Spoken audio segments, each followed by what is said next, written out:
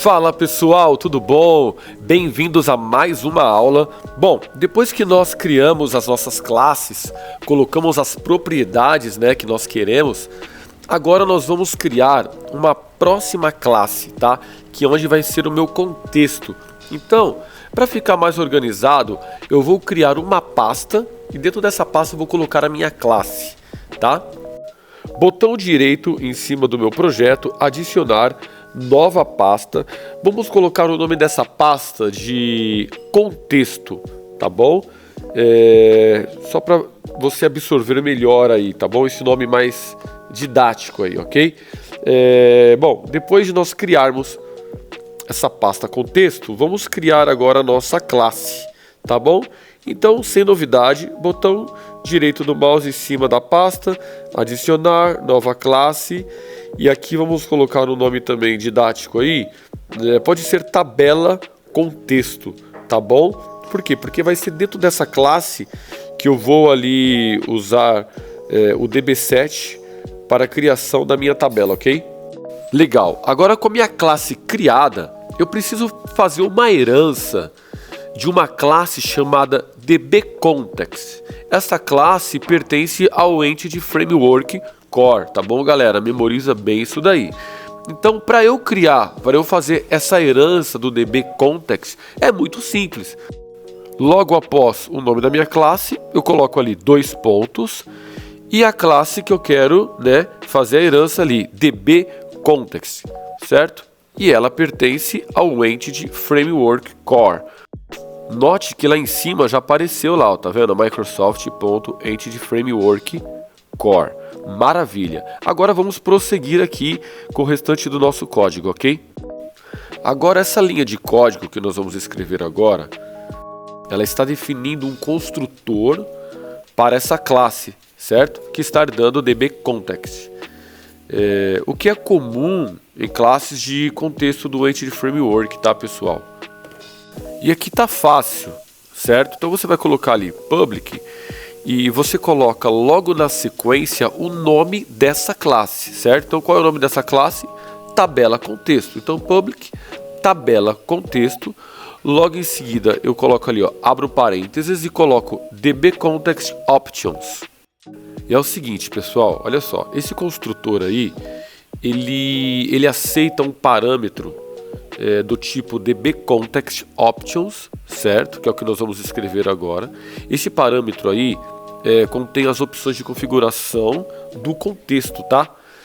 Como a cadeia de conexão e outras opções de comportamento do Entity Framework, certo? Então, basicamente, é como se você falasse assim, classe, tabela contexto, eu quero que você crie para mim, certo?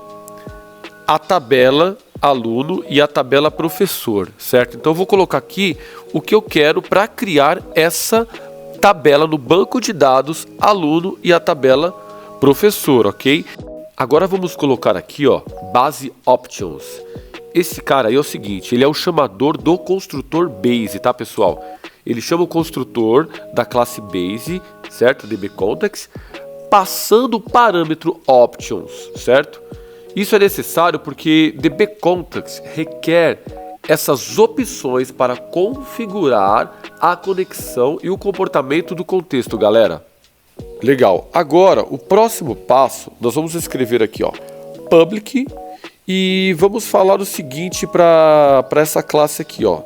Eu quero que lá no banco de dados você crie a tabela aluno e a tabela professor, tá? Então qual é o caminho para isso? Então muito simples, public, aí eu escrevo db7. Quando eu escrevo esse db7, põe uma coisa na sua cabeça, é como se esse db7 aqui fosse o cara que fosse criar lá dentro para você a tabela X ou a tabela Y. Então nesse caso vamos criar aqui essas duas tabelas. Tá, vale ressaltar que essa linha de código que nós estamos escrevendo agora, pessoal, ela é uma propriedade, tá bom? Da classe, ela pertence à classe DBContext, tá bom? Então agora, vamos lá, vamos passar para ele qual é a entidade, tá? Eu já tenho a entidade, já tenho o meu modelo pronto. Qual é a entidade que eu quero criar a tabela. Então, aluno, certo? Eu passo para ele aqui dentro o aluno. Então agora é o seguinte, eu vou dar um nome para propriedade no plural, tá bom? Normalmente a gente usa isso como regras de boas práticas, né? Para facilitar para quem está lendo código, para quem também está escrevendo código, tá bom? Então no caso vamos colocar alunos, certo? Então logo na sequência getSet.